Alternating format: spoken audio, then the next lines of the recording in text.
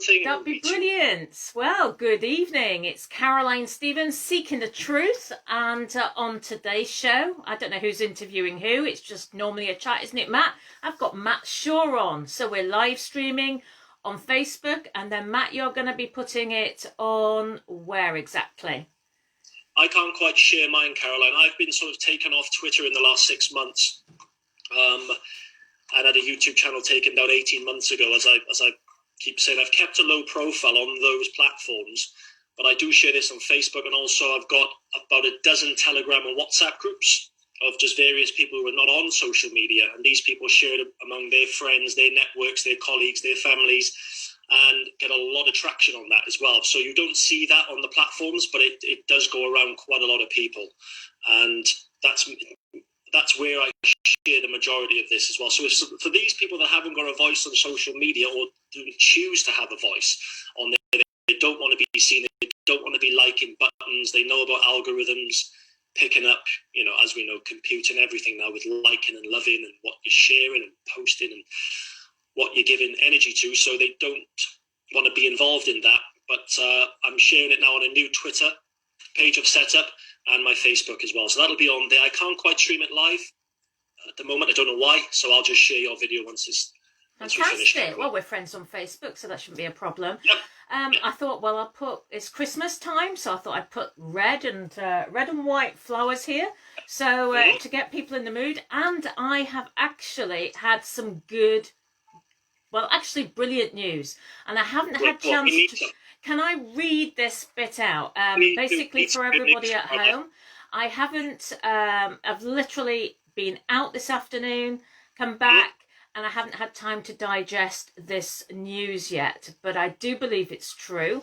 So let me just read it off my other phone. Give us some good news, Caroline. Seriously. Oh, absolutely. This is absolutely fantastic news. And I know people think I'm always bringing doom and gloom, but that's the way that the cookie has been crumbling in the UK. The truth is doom and gloom, unfortunately. It is. Listen to this. In 1950, 70 years ago, the Stone of Destiny began its final overturn. It happened on Christmas Day as a sign to the British people that Christ had returned. The Windsors were put on notice, and George VI, Elizabeth II's dad, was distraught because he knew the biblical prophecies about the overturns, and that it meant the end of his dynasty. How did the final overturn start? Well, in the early hours of Christmas morning in 1950, the Stone of Destiny was removed from the coronation chair at Westminster Abbey by 4 Scottish nationalists who were divinely inspired and assisted by God to remove it, to show that Christ was already here and the final overturn to Christ had begun. To the young Scots, it was a symbol of freedom and Scottish independence. Biblically, it is the throne of David because all of Israel's kings were crowned while seated on this stone, Jacob's pillar stone, the one he had laid his head upon at Bethel, dreaming of angels descending and ascending on a ladder between heaven and earth, and that's Genesis 28.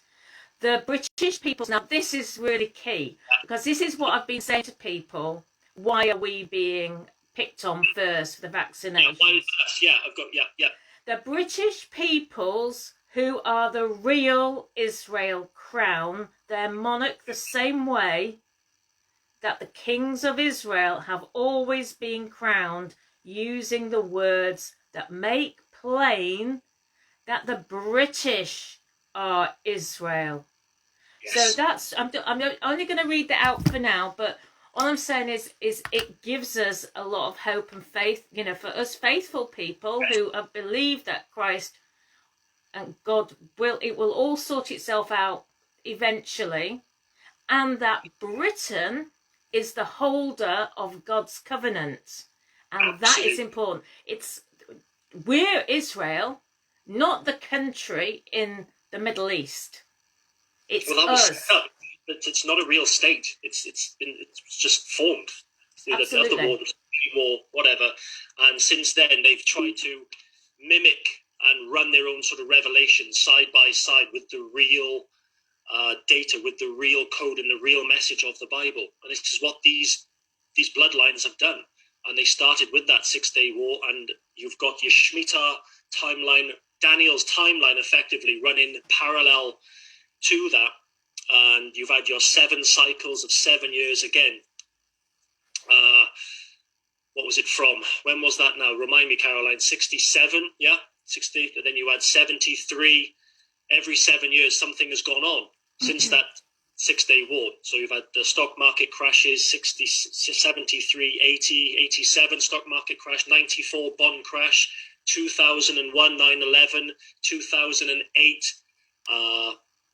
property crash, and The banking side, wasn't it? The banking crash.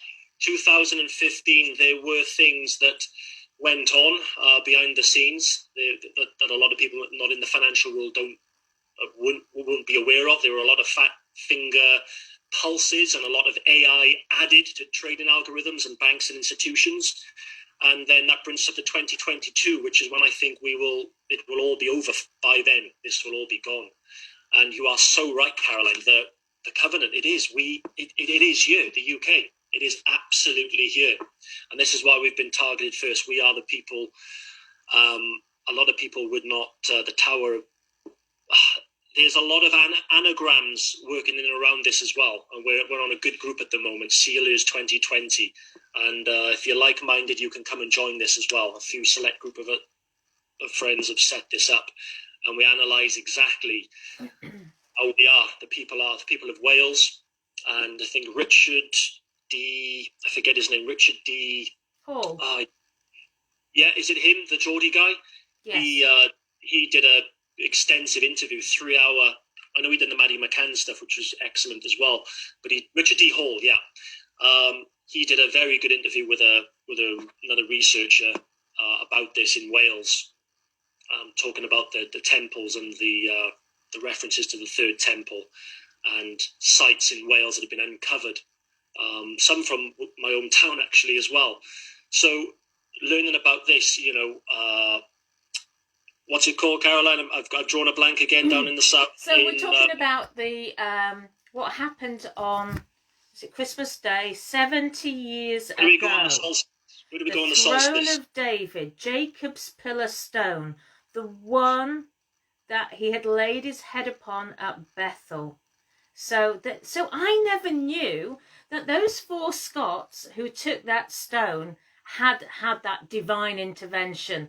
I think we all thought in a negative way, but this was obviously a positive move for them to take the throne, to take the stone. Yes. So it's good. It's going to be good. This is good. Yeah, so that's as far as I've got. So I'm going to basically get it all typed out, and then I'm going to read it at some point. So what tier are you in now, Matt, by the way? This might be... Are you tier 2?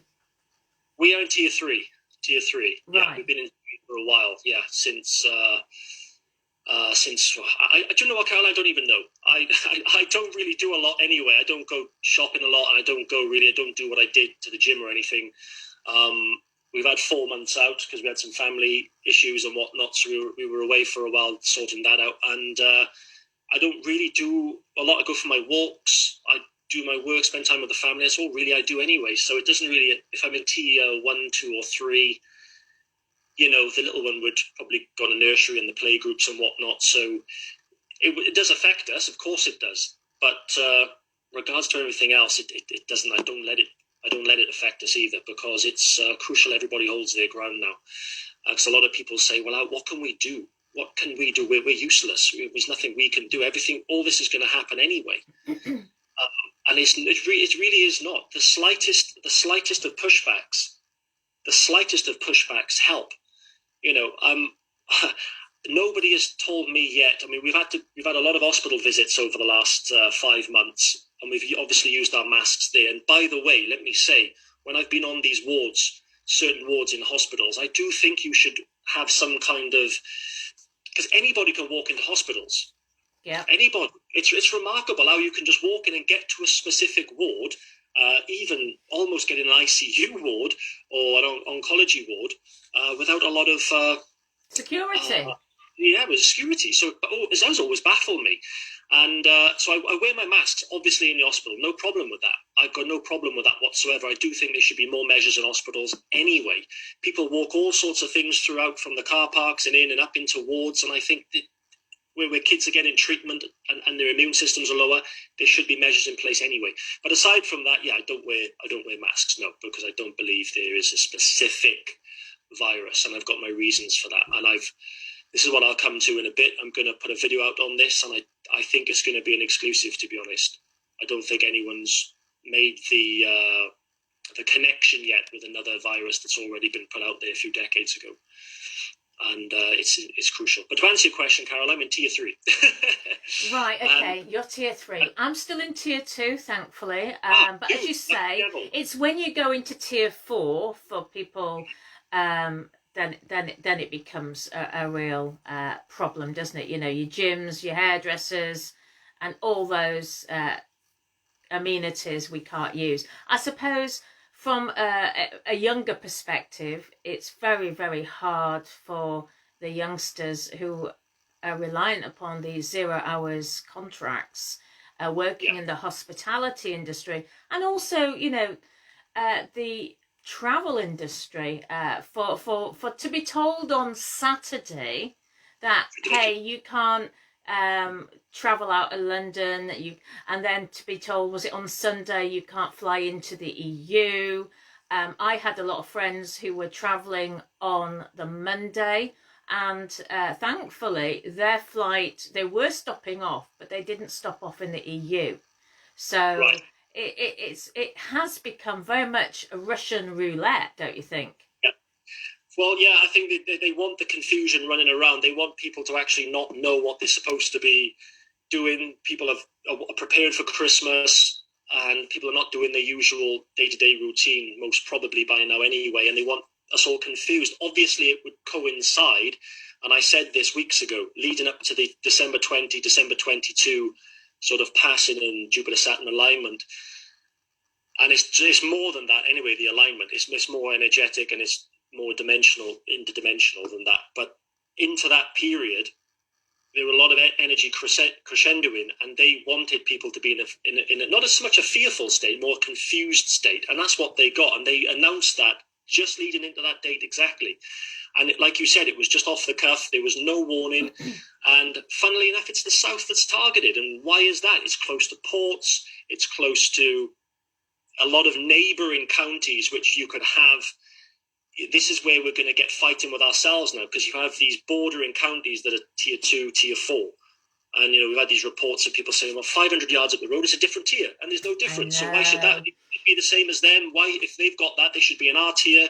If they're 2, they should be 4, just like us. So we've got people arguing and being annoyed at people now because they're in a lower tier than them. And that's where they want the fighting to break out amongst ourselves. I mean, you've just got to not let that happen again. It's something else you can do when people say, I'm useless, I can't really do anything, all this is going to carry out. No, you don't get annoyed at each other.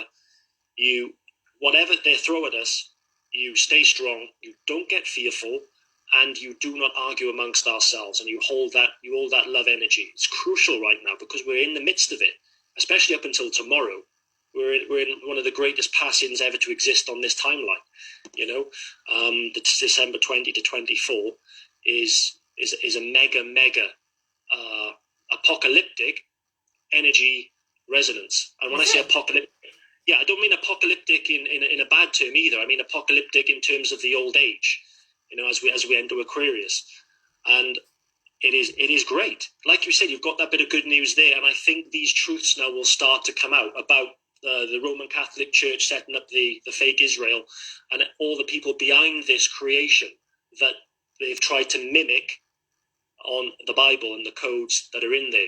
It's absolutely not, and Great Britain is at the forefront of this. I don't want to go back for all that again, but you're so absolutely spot on with that, and I'm really excited. I didn't even know that, so I'm excited. It's just now settling in, Caroline. Just digressing. But it's interesting that I think it was today that the Times announced that Boris Johnson has now created yet another 8 lifetime peers. And you talked about the church. I think Archbishop, or the ex-Archbishop of York, Centenary, Right. has been placed in there. And of course, you'll find that the Jesuits are here. It's not just the Catholic Church, is it? And of course we have to be mindful that there are a lot of really, really good Catholics who totally believe, they're totally on board with us. They know what's going on. I'm very closely linked to lots of Catholics, but it's the hierarchy that has been infiltrated. And of course, you see, it's such a sensitive area because religion has been set up to divide the people. The newspapers have been set up to divide the people, football teams, political parties.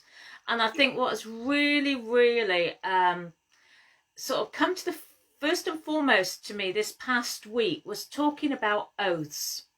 Because I was exposing how doctors were actually part of the plan as well. And I think that although we generally think that politicians are a waste of space now, I think for many, they still will find it difficult to believe that how could a doctor be part of some sort of conspiracy? But you see, you've got these politicians, they swear oaths when they go into Parliament. Doctors swear oaths, and it actually says our Creator never wanted us to swear an oath. Right. Yeah. So, for doctors to swear these oaths and for all these DNRs, do not resuscitate on people's beds, and when you've got literally the state entwined with the medical profession in the way it is now, then you are, it's open to huge amounts of abuse. Why are children now being, this was the latest thing before the children, on the day the children were breaking up in my area, there was the announcement by the government, we're going to be testing the children in schools. And they said, the schools hadn't got the packs, and then there's mistakes, but they've done all this just as parents have got no opportunity to go into school and say, look, I want to have a talk about this. The schools didn't seem to know what they were being asked to do. And it's just crazy. The Liverpool school's exactly the same when it first came out. We were testing there, rolled out. You had headmasters saying, I don't know what's going on. I want to try and do the right thing. I don't quite know. You had parents turning up saying, screaming conspiracy and whatnot, and you could tell they were genuine and they wanted to answer all questions, but they'd either been gagged by that point or they just didn't have questions. They didn't want to say the wrong thing either. They didn't want to get caught out by saying the wrong thing against the specific narrative. So it is a funny one, but at the moment where I think we're in a right cross in time at the moment, and I think if we're just going along with this and we get too carried away with Christmas, don't get me wrong, I want a nice break this Christmas, and we all do, right? We all want to chill out. It's been the worst year for a long time. It's been the worst year of my life, that's for sure. And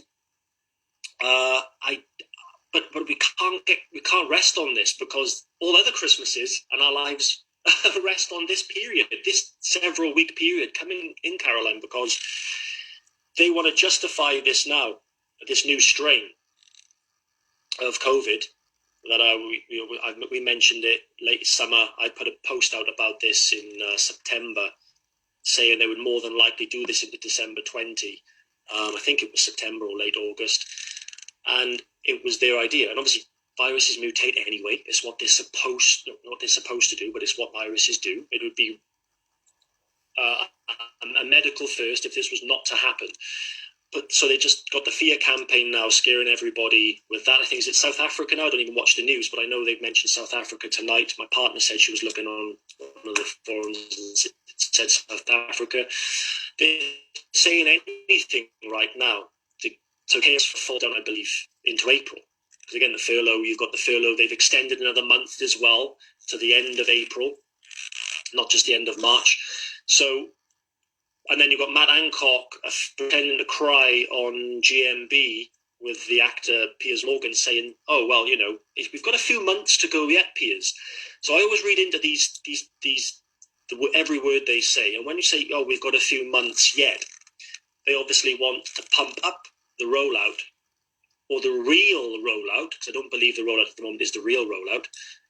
Into April, and I think then you've got the IBM guy speaking on Bloomberg the other day, one of the IBM bosses, board members, saying about the digital health passes, and I do think that they hope, or they are on course, according to Operation Lockstep, they are on course for the early second quarter of 2021 to have these in place. The and digital obviously passports. Yeah, Health Pass, yeah. Which IBM owns several councils in the UK. People don't know this. They own several councils.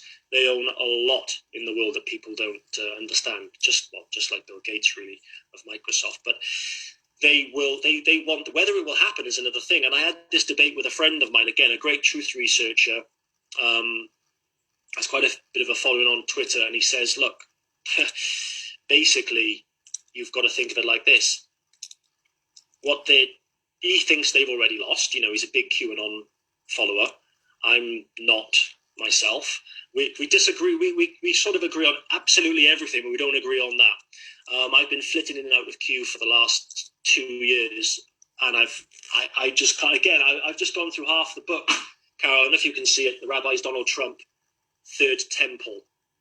I'm about 30 pages in, and it's gripping already. It's fantastic. And is that fact or fiction? It's all fact what it seems to be. It talks about the 800-year-old prophecy with Rabbi Judah, and it's just saying about the plan to build the third temple in the fake Israel. But it's I'll see how I go with that. But I've mentioned this to him, and he says, look, it's all under control. They've already won. They've already won on this timeline, but they want to do as much damage as possible when they get taken out. So they're in the middle of getting taken out. They just want to do as much damage as they possibly can before we sort of claim victory, if you like. And that won't be for another sort of 18 months yet. So this will come about March, April. It'll be clear that all the truth will come out. Whether it or not it will be. We've heard this before, Caroline, I know. We heard it for this April. We heard it for this March, April. And I think what's really interesting, because I did a lot of research on Trump's biggest financial backer.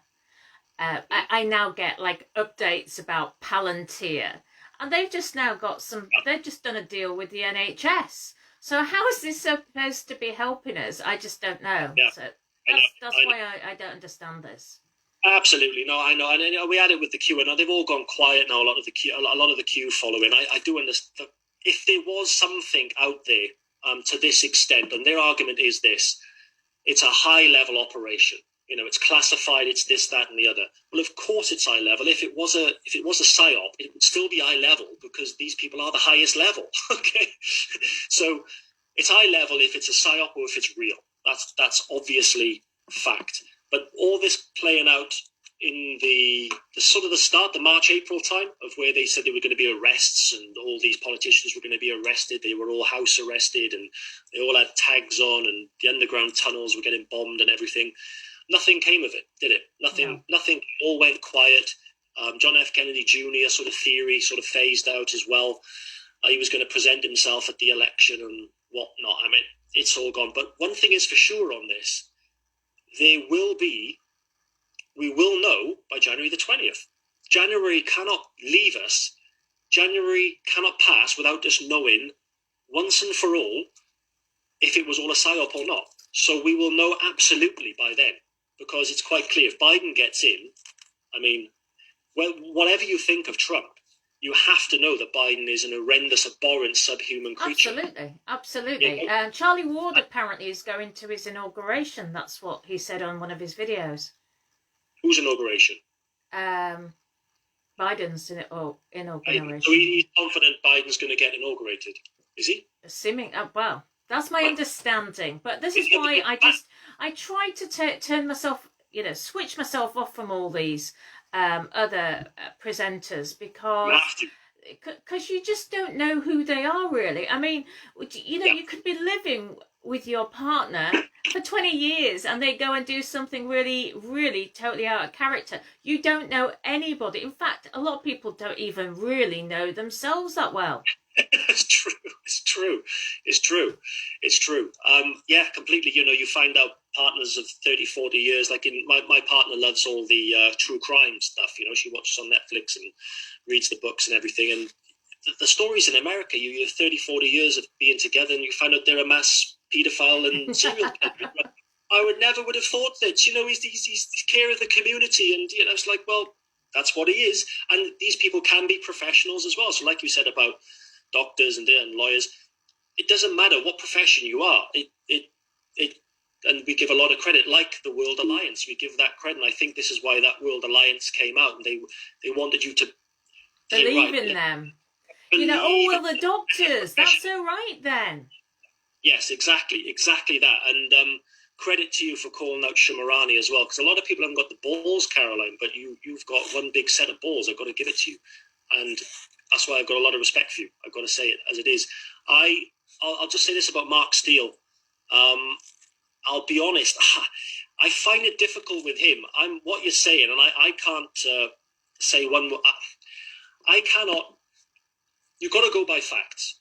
His twin brother is marketing director of that Revu, and they sell the smart technologies and the police units and the headgear and everything else. And Shimarani's, I think, ex-husband or husband or whatever, is involved in blockchain. He's heavily invested as a fund manager into these new technologies. So it is.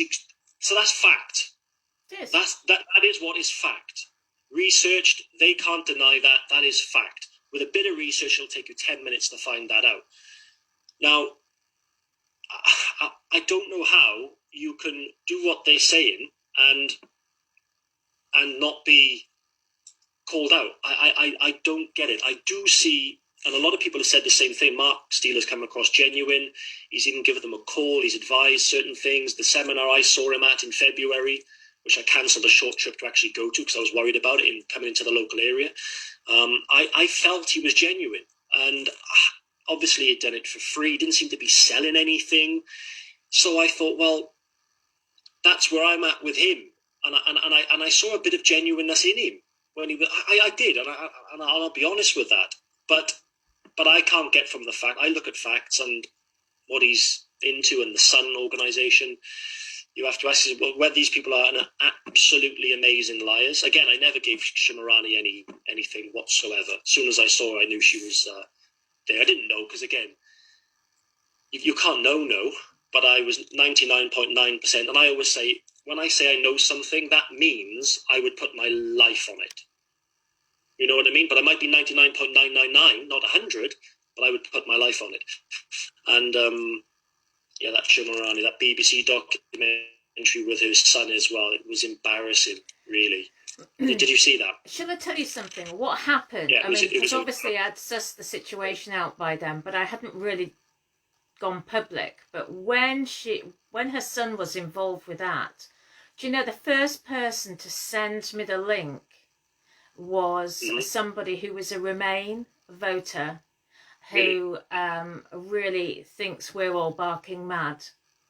And when she saw that, she was the first person who sent that to me, and she basically said, I've seen that woman now, and she says, you're all barking mad if you like her.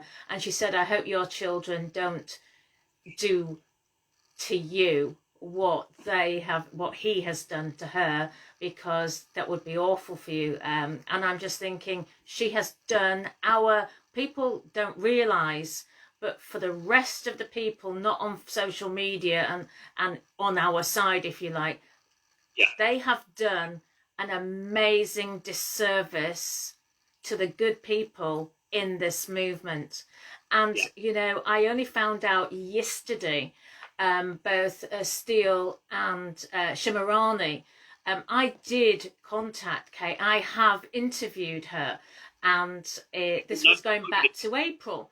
And literally, do you remember that? And so basically the guys mainly had been sending me these videos in March and said to me, Caroline, please interview her. I said, but I've never heard of her. Who is she?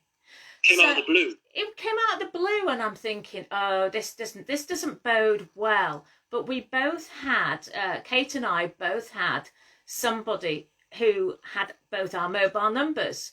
And I said, look, I checked out her timeline. She kept tagging Mark Steele into all her posts. So I had a conversation with her and I said, look, the boys have been asking me, will I interview you? And I said, and she said, oh, yeah, that'd be great. And I said, but I am concerned because you keep tagging Mark Steele in to your posts. So she didn't really explain why she did that. And at this point, she wasn't officially involved with Sun, no? Because that was later on in the summer. Absolutely. So this was April. And so I did the interview, and she did say some really outrageous things. If you remember, it was around that time when she said nurses were fat and ugly and couldn't get about. And I mean, it really, that is just an outrageous thing to say. Yeah. And she did that a few times, didn't she? Yeah. That was to get big reactions and to get the focus on. Yeah, absolutely. And so basically, so she said some really outrageous stuff as well on my video. And I didn't, believe it or not, I hardly got a word in edgeways. And then a couple of weeks, but then you see, you get the comments underneath about what's going on in London and how they're all, the two of them are going around London and it's lockdown. So how is this happening? And there were all these comments. And then I got contacted by YouTube saying, we have reviewed this video. Well, I don't know why they felt the need unless the establishment had actually contacted YouTube to say, get Caroline's video down. So I got like, we've taken this video down. So obviously you then get like a black mark if they have to do that. And then obviously, you know, with Steele's Wake Up UK, they took my YouTube channel down based on copyright. Well, I don't consider it anybody else's copyright. If I filmed myself on somebody's show and, you know, to get 5 copyright strikes against me. But within 2 weeks of me doing that interview with Kate, both of them, I think, well, Kate had put, she was now working for Sons of Liberty Media. So I'm thinking, well, and she was promoting, as you say, she was promoting that Poxy Savers Now, which is a satanic logo. And it is a weak, you see what I'm saying? And it was also, these political parties are divisive. You know, why would you join a political party just about 5G? It's like joining UKIP about the EU, but at least the EU encompassed every part of your life. You know, to do that as a one-trick pony and to control all the Facebook groups, because what people don't realise is what they do is, with the deep state, they place gatekeepers at the heads of all these 5G groups.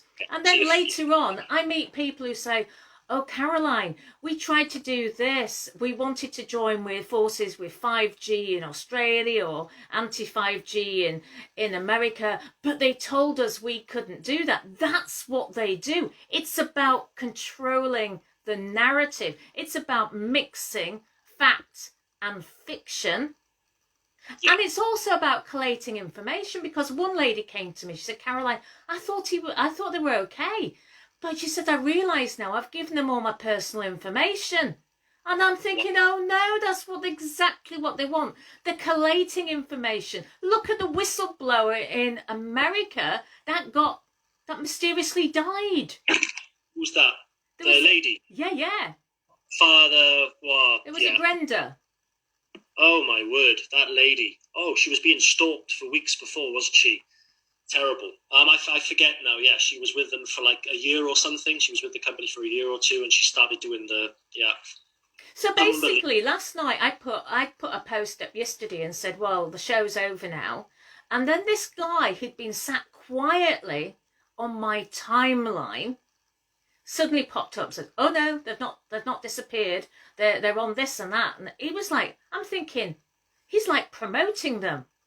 So I go into his timeline, and he's part of Sons of Liberty Media, and they're basically funded by who knows what, and it's to do with soldiers of war or something. This guy from America is running Sons of Liberty International. So people just don't know, don't research, and then they're who knows where your data's ending up? Because I tell you something, I think I told you once before, Trump once wrote to me, well, more than once, asking me for money. And I'm thinking, but why would he ask me for money? So they get your emails. Did you say Trump? Yes, Trump asked me for money. What? Yep. Donald Trump? Yes. Why? For his election for his presidential election campaign. Oh, for the campaign, right? Okay. Yeah. Right. So I just wanted to lend 20 quid. Right. Okay. Right. Yes. That makes more sense. So where did he get my email address from? You know, this is what happens. Absolutely. Yeah. This is what it's all about. It's the collective, and this is why. I've said this before. I've got a group as well. We've got a blockchain. I've got a lot of engineers, crypto programmers, and everything. Because my history and past is sort of financial, and I'm out of the city, although I wasn't in it long. Sort of the city mold. I never fitted in anyway, Caroline. But we've got certain groups of like-minded individuals on that. So this financial group that I'm in as well. Again, we've gone through the old crypto stuff, and it all comes down to Sophia AI when she was onboarded onto the main net. And that's when cryptocurrency took off. Obviously, it was creeping up then anyway, up until 2013, 14, 15. But when she was onboarded to the system, to the mainframe and blockchain, so the internet became blockchain, if you like, that's when crypto started to take off. So cryptos are essentially mining tools, and this is what they want for the smart cities. They want our mines to be mined as power for the new grid, the new 5G grid that will be in and around smart cities, sustainable development projects. So that's what they want. And Sophia was the guinea pig for that. Sophia, they use Sophia's brain, which they want our brains to be copies of in the next 10 years, with the nanobot, smart dust and everything else that they will inject into us. Might already be in us to a certain extent, Caroline, with chemtrails, the barium, the BAL, BAAL, barium aluminium, that we've sort of absorbed as Morgellons into our neocortex over the last, God knows how long. I was talking and harboring on about chemtrails in 2012, and it's been going on at least last 15 years. So we've absorbed a lot of that. You can get rid of a lot of those with chlorella, broken cell wall organic chlorella with coriander oil. You can flush those out with you anyway. I've already done that myself last year. Really? So you can get rid of most of the chemtrails out of your body? Morgellons, yeah. They form Morgellons. What's Morgellons? So they start a sort of a chain. So what they do, these things they've got in them, so it can be, again, nanoparticles that will just sprinkle down over time.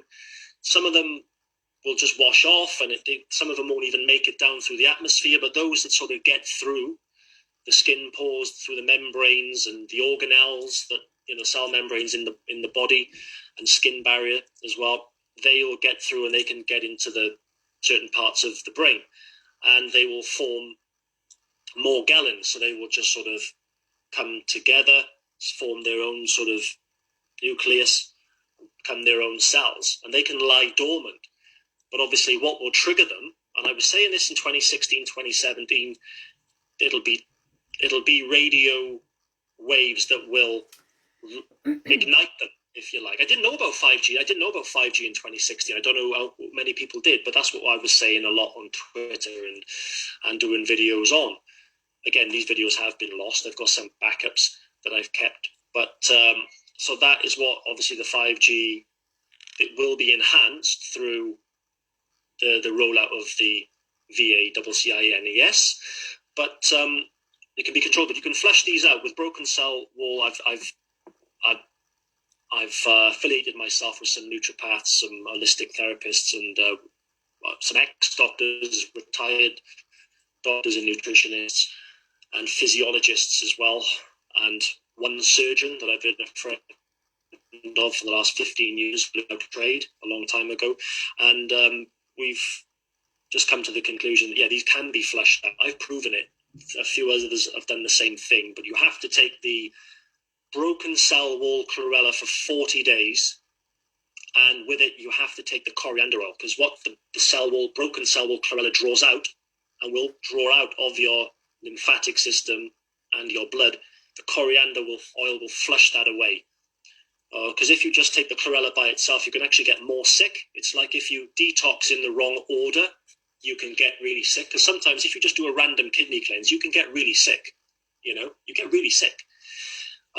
You've got to cleanse your bowel first. You've got to cleanse your bowel, and then you do things in order.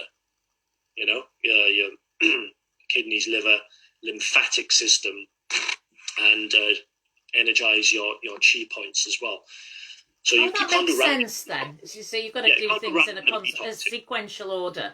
So basically, actually, because your body works in a particular order. You can't just randomly do a random detox. You'll get quite sick, or you could get quite sick if your diet's not right.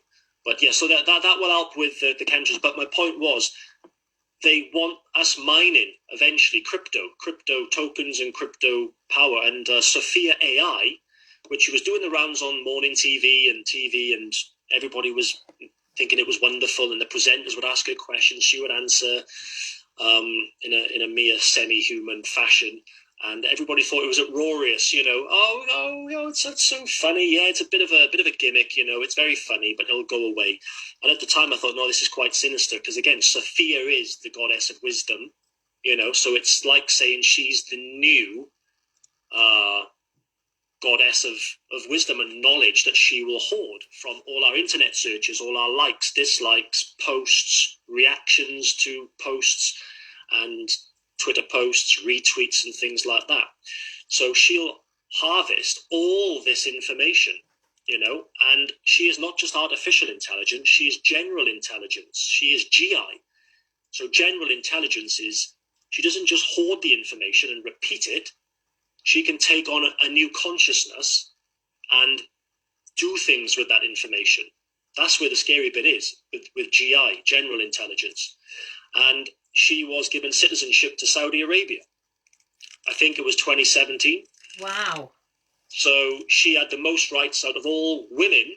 She was given, as a female, citizenship in Saudi Arabia, because guess what, Caroline? You have to be a citizen to be taxed. So Saudi Arabia set up the new template to tax artificial general intelligence mines, which they obviously want this to be come 2030, 2040, 2042. And because right now they can't, they wouldn't be able to tax us. And again, they don't tax cryptocurrency and things like that. They're starting to do that now in the US. But that will all just roll out naturally, I suppose, over the next sort of 10 to 12 years in with other agencies in other countries. But so that's the test. So AI, Google. I tell everybody to Google and research Sophia AI. There's a lot more to that, and you notice that as soon as she was onboarded to the grid, cryptocurrency went off the scale, and it was that effectively what was pushing the price of cryptocurrency was everybody's energy being pushed into it. You see what I mean? Because the more accumulation of data that was being brought about by people and Sophia AI was hoarding, it was configuring the blockchain. It was building its own building blocks, creating its own building blocks, getting stronger. And that's where it is now. So we're set for another resurgence because they've updated Sophia in the last few months. So again, it's a 4-year cycle, yes, but they also do updates like software updates on computers. They'll do that to Sophia. They've done one in June, July, August. So you'll get cryptocurrency now rallying up in January as a result. Again, for probably another 4 months. So how does this link then with the vaccination rollout? So I think the vaccination rollout is, I think obviously you've got all these heads of state, prime ministers and MPs rolling up their arms and pretending to have it. But they'll probably leave it 6 to 8 weeks while people think, oh, so-and-so's had it. Oh, so-and-so's had it. Oh, I've seen, another one had it. Yeah, look at it. So collectively, I think with taking into account the latency period and the lag effect of by the time they're starting off with this psychological piece of this vaccine rollout, probably take 6-8 weeks. I'd say middle of end of February, they will start to ramp it up and it will be the new vaccine. Because by then as well, people will say, well, no one's had any harsh reactions. You'll get Fred down the greengrocers who's 82, but still keeping going because he can't take his pension yet. And, Matt Hancock, Sadiq Khan, Israeli Netanyahu, as they call it. Yeah. They've all had it, so they're fine. Oh, if they're fine, I could have this, So by the time real people probably get the real vaccines, sort of March, April, it will then be, that's what will be there. And then in there, they will do their own updates because you'll have the smart dust in you that's small enough to pass the blood-brain barrier. And is it 20 days later, Caroline? You've got to get the second one, I think. Yeah. It's about 3 weeks later. So then that will go on until the summer, and you'll see then more people having the vaccine, more people, probably more fear campaigns to entice you into that. Maybe another big event that will then prompt more people into having it. So if they can get 30-40% of people to have it and become part computerized, if you like, they can then initiate them onto the grid and get them ready. Because like 5G, it's not ramped up yet. 5G is still resonating at a couple of gigahertz, which is, it's not good, but it's not severe. It's not life-threatening yet, even up to 4 or 5 gigahertz in areas, 6 gigahertz. When I was in Germany, Caroline, in the autumn, the city we were in, I was measuring 4,000, 5,000 millivolts per meter. So it's about 4 or 5 gig, 6 gig. You don't want to be in that area for long. If you were working in that area 5-6 hours a day, 8 hours a day, your life expectancy would be 6 to 12 months. And Mark Steele was saying this at the seminar in Feb, which is true. So these some of the truths he's it's speaking. Truth mixed with fiction, and that's and I confirmed problem. this with a geologist we had at the house, because we were trying to kit out the house to become sort of EMF neutral and EMR neutral, if you like.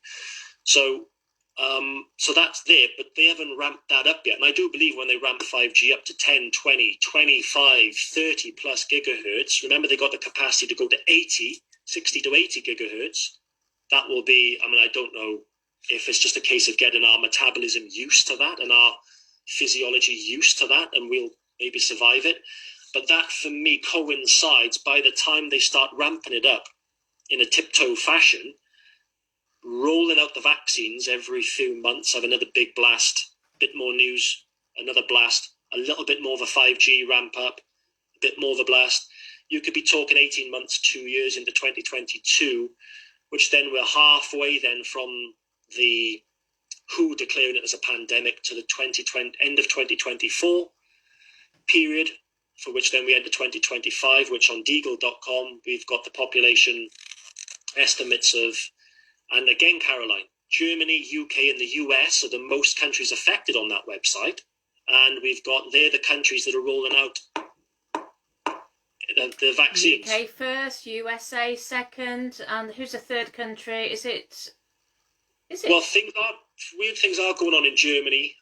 We've got Germany part of the one with the UK. So it's part German anyway, isn't it? But they've come with the bioenzyme this one now rolling out. So those 3 countries are in the limelight with this. And it may well be Germany as the third country. Possibly, it wouldn't surprise me if it is. It might not be. But those are the 3 countries highly affected on the Deagle.com website. And I've showed this to a lot of highly revered people in several fields, and none of them can refute that website. Really? I got no, I got mocked for sending it to a few people initially, but when they had a look at it, they went, well, I don't know really what to say about it. And it does worry me because these smart city projects, this smart city agenda, the sustainable development agenda, it would coincide, and I don't know how they could roll that out with the amount of people in staggered areas there are now in this country. So the 15 million, I think, that's estimated for 2025, or 14 million, I think, is estimated. Yeah, 14. It would be more manageable. And realistically, Caroline, 14 million people would probably be the amount of people they would be happy immunising. About a quarter of people. They don't want to vaccinate all the people. That's not their plan. 60 million vaccines. Well, there's 60 odd 5 million people, and you want to get 2 vaccines per person. So we're already short by half. So they definitely don't plan to vaccinate all the people. Again, I firmly believe people say they want to kill off the old people with the vaccine. I don't think they're giving the old people the vaccine. I really don't. All these old people, Caroline, the 80 plus, they're not going to survive until 2025 anyway. They're going to be flushed out with what's coming, the potential food shortages, the loneliness. You see the before and after pictures of these poor old people from March to then September. They've done the before and after photos. They're already suffering. I know a relative, a friend of an auntie's of a friend of mine. She's suffering poorly in a care home, not been seen in over 9 months, and so they're not going to survive till 2020. They don't need a vaccine to polish them off. I'm on about the 80 plus now, not just your 65, 75 plus. But so it could be kept for the young ones, the millennials and younger, the maybe births from a particular age, because they can bring in this maybe from next year. They might say, from birth now, in order for this event that they might plan, it has to be for newborns from next week onwards. Newborns, they all get in. Who knows? I don't know. It's only conjecture, Caroline. It's not even opinion because it's just conjecture. But again, like from May, for instance, from May 2020, we're all opted in now automatically to donate our organs. Well, of course. They let you opt out. Well, the thing is, I did put out a recce on this donation, the organ donations, and there were people that had actually opted not to do this. Yeah. And so they followed it up with a letter asking for confirmation, and the health authority said, whoever it was, public health or what have you, they came back and said, no, we're not aware of this.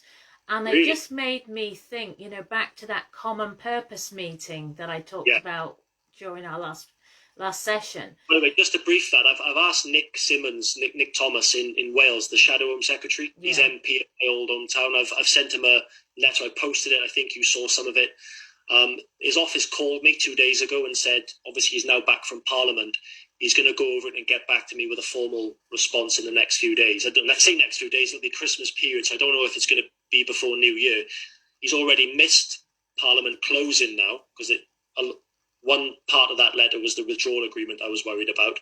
But the other two, I asked him, all I've asked him is to say, look, I mentioned you in the letter, saying, can you just confirm it went ahead? Can you just look into it? The common purpose meeting. Yeah. Well, yeah, I mean, I don't want to interrupt you, Caroline, just make... So in the common purpose meeting, if you remember, Deloitte UK had been given some sort of blanket authority to take lots and lots of information, and I'm just thinking, well, I've never received any form from anybody asking me if Deloitte UK can have my information. So the fact that this organ situation, who knows whether we have actually opted out until we die, until our loved ones then have to fight on our behalf. And this is always the problem, isn't it? Because I don't trust the government. And as I said to you months ago, I figured that the government was going to create famine conditions. And I knew that ration books or coupons had been printed in March. Wow. That was in March. I didn't know that. Yeah, so all I did was I put a poster and I got so ridiculed and oh we'll never be short of food and look at where we are today 9 months on. So sometimes people can't be helped because if you try to help them and try to get them to like prepare, because as you Yes. say, people say, well, what can you do? Well, you can certainly prepare about food. You can get. I know you can grow sprouts in your back garden if you've got a back garden, but This I've is it. planted a few sprouts. I haven't got many. I've got about 6 stalks in the back garden, but I To glaze planted them, those honey. seeds in April. Right. So Yeah. the people say, on these Brexit groups, oh, well, our farmers can start growing this or that and the other. And we get a lot of the conventional, the normal fruit and veg actually comes from the EU. Absolutely. Yeah. Absolutely. Yeah. I mean, I subscribe to this organics place in the south, and they've already sent emails out saying they might struggle come January. And yeah, it's a bit of a worry. And you've got to be months in advance of planting this stuff anyway, Karen. So you're right. So there's no case of, the shelves are empty. There's a few seeds though. Let's get those. It's winter. It's January the 2nd. People, come on. There's 2 foot of snow maybe. So yeah, not going to happen, I'm afraid. No, But no, the Brussels sprouts were really, really hard to grow. I absolutely, I don't basically want to live lost on my Brussels first sprouts lot. anyway either. It's I don't what? want to live on Brussels sprouts. I don't want to live on Brussels sprouts, Caroline. Anyway, but I've got a few honey glazed ones ready for Christmas Day. That'll do. But yeah, no, you're damn right. And how can people say that food shortages can never happen when it easily could? It's happened before. It's happened in many other countries. People seem to think that the UK is we're just our own island. It's untouchable, and people have been living in a puffed up bubble. Absolutely, our own bubble. So that's it, and I think it could easily, maybe for a few weeks, come to a bit of a halt. Yeah. So again, just I'd stock up on a little bit. I wouldn't go crazy, but definitely have more than you would need for a couple of days. That's for sure. And Well, I just did that. look for toilet roll this morning, but didn't find any. So, Oh oh no, really? not I didn't find any on the shelf. No, that was for sure. Some retailer let me have a couple of packets, and I'm saying there's only 4 in a pack, and there's if there's a few of you, that's not going to go very far. But they Go let me far. have them. Just have a shower afterwards, Caroline. You'll be okay. But I mean, that's not the worst thing, is it? I mean, I know people go mad on toilet paper, but to actually and people can live for months without fruit and veg as well. If you're stocked up on vitamin tablets to supplement your diet. But things like rice, I've said to people, well, you need energy. In these, especially in the winter time, you'll need some energy. And how are you going to get the energy if I mean pasta doesn't it come from doesn't that pasta come from the EU sometimes? Well, a lot of my pasta, I get a lot of the Biona organic pasta. Again, it all comes from there. I stocked up about 2 months ago, I'll be honest. But I'm not eating any of it because that's my stock food. So I try and eat as fresh as possible. But it's seasoned veg and fruit, which is phasing out. Now, the watermelons I'm getting are a lot paler than they were 2 months ago, a couple of months since summer. But I'm prepared to go without that for several months, no problem. And then I'll shift to the pasta, Caroline. But teff grain is good as well. Quinoa, teff grain is a cheaper alternative, and you can make porridge out of it as well. So it's a very, very good, simple carbohydrate, and it's a lot better for you than rice. Again, if you're going to get rice, get wild rice. It's a bit more expensive. You could get black rice or red rice. If you want to be a little bit healthier through the coming food shortage, if there is one, of course, there might not be. Again, this all could be fear-mongering, Caroline. There might well not be. There might be a few shelves empty for a few days like there were panic buying in the start of this. It will probably be fine. Again, I do think, and I said this to a guy who helped Billy, I forget his name, he ran for office in the New Zealand election. He worked on his campaign, Billy Tai, part of the Maori. He's got Maori blood in him, as most Kiwis have, but he's very indigenous and he's for the people, and he helped him. I think I mentioned you. Yeah, you mentioned that before. Oh yeah, very good guy. I haven't spoken to him in about 2 months now, but he said this. He believes big in the karmic law like I do, and when we talk, we say, look, genuinely, a lot of this is karmic rebound, where they will just the people that run the Crown Council in London. These are Nephilim overlords. This is what people got to get around.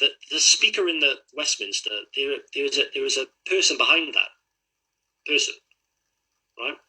So we're in Parliament. There's behind the curtain, behind the box, there is always someone sitting behind the Speaker of the House of Commons. Always. You're not talking about the Remembrancer now, are you? No. There's actually somebody behind the curtain. Absolutely, every single session, yeah. Just to make sure that anything that pops actual square mile is always being kept in its best interest, is always being protected. And, that's various MPs. I mean, John Mann, John Mann, he was the head of the Treasury Select Committee, Caroline. Asked him straight at breakfast one morning. We were in the same group in Kilimanjaro 2016 when we did that. MP for Nottingham for quite a few years, retired now, he's in the House of Lords. Asked him straight out. He was eating his poached eggs before he scurried off to the airport, and he looked at me and he just gave me a blank stare and just didn't really say anything. It's quite funny. But I'll just ask directly when I meet these people. But I have not really asked any other member of Parliament that. But what did you actually ask him then? I said, look, who's behind the Speaker? Who's behind the Speaker? I want to know. I've heard that there's a representative from the Crown Council. There's a high up, and the Crown Council, for people that don't know, they're based in Temple Bar. When the Queen goes there, she has to curtsy herself and give some say a password, maybe she doesn't, I don't know, I can't confirm that because I don't know, Caroline. But this is what people say. It's in a lot of books, one of which I've read recently. It's an excellent read. It's the 5G Crown Apocalypse by Dean Henderson. Was that the book you told me about Serco? You sent me a page of the book. Absolutely, spot on. I'll remember, Caroline. Talks about Serco. Yeah, that is. Absolutely. I want to know more about that book. Actually, have you read it? Well, it's fun. I've read about 3/4 of it. Yeah, it is an absolutely fantastic piece. And it's actually a few spelling, grammatical errors in there, but it's a great piece. And it talks about Serco, and I've been on about Prince William since 2011, 2012, thought sort of being the Antichrist. I went off that because I thought maybe not, maybe he's not. But it keeps coming back round to him, with Serco being the head of Serco and what they're involved with, And I think I forget when it was now, but when was he made? It was in 2008. I think it was June 2008. I did have the link. He was made the 1000th Knight of the Garter. Was he? Yes, and that was the implications of that. That's Freemasonry. Yeah, it all parallels itself to the 1,000 points of light. If you know about that, what George Bush spoke about back at the UN in the 90s, the 1,000 point. Remember, he gives that sinister speech talking about a one world. We will have our new world order, and there's a sinister speech on YouTube that he made. Talking about Agenda 21, you can easily search that, and he talks about 1,000 points of light. So for when the Black Prince was it the Black Prince became the first Knight of the Garter, I think it was in 1348, 1350, something like that. What are the chances that Prince William in 2008, all those years later, nearly 700 years later, would be the 1,000th Knight? The chances are in the millions to one. And don't forget, Prince William was induced purposefully on June the 21st, the summer solstice. That's true. All right. So there's a lot. It all comes back down to Prince William every single time. And so Serco, again, is he? I don't know. I can't. There's a lot I can't confirm. But with research, it's like a detective.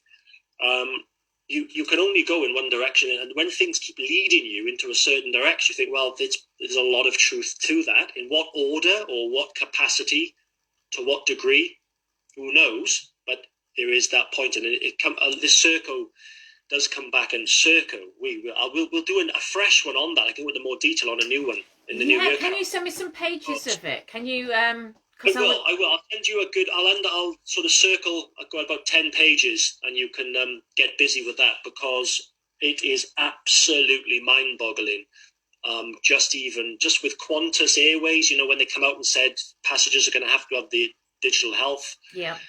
The long list of shareholders, and you just take it all the way back around when you follow the trail of shareholders. For Qantas? Again, really? Yeah.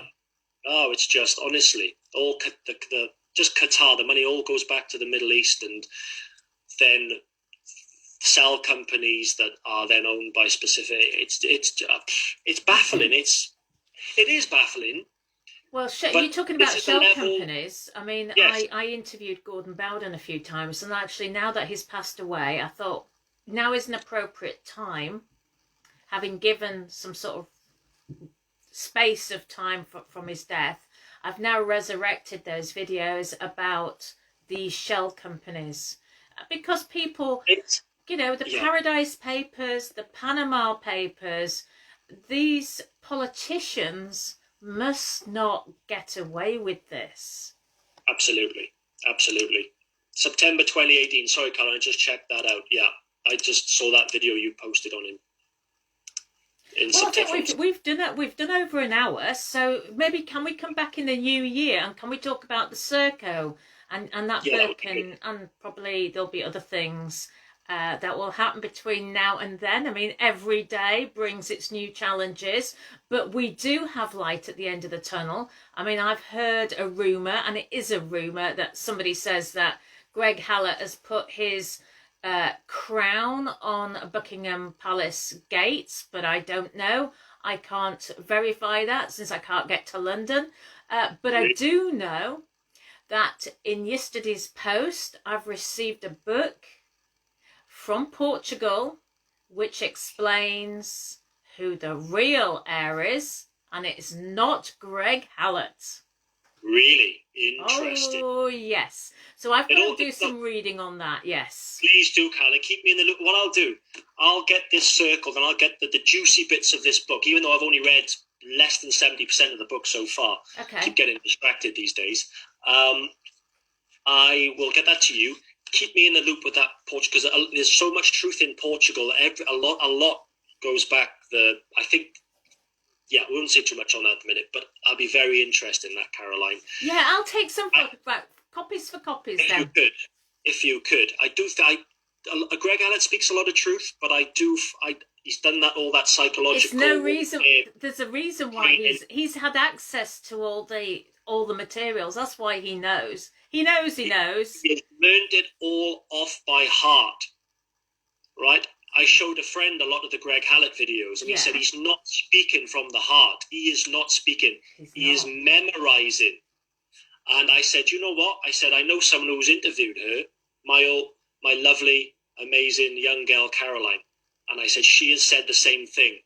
He is not. And I said, right, there's reasons what for. Because when I got sucked in the first few times I watched a few of his videos, not fully believing it, but I thought, well, there's something to this. He could be genuine. That sort of degree. And then you look more into it.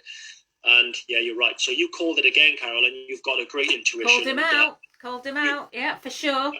Matt, you've been at this game longer than I have, so well done. Matt, I hope you and your family have a great Christmas. I'm sure you're going to have a better Christmas than what you've suffered through the year. So you keep it all together. Really pleased to have met you through the year. And you too, man. Pleasure. You're one of the only ones I trust, so it's I know it goes both ways. So I'm just pleased to have met your acquaintance, and it's a pleasure. And it was last Christmas when you contacted me, which it's been a year, wasn't it?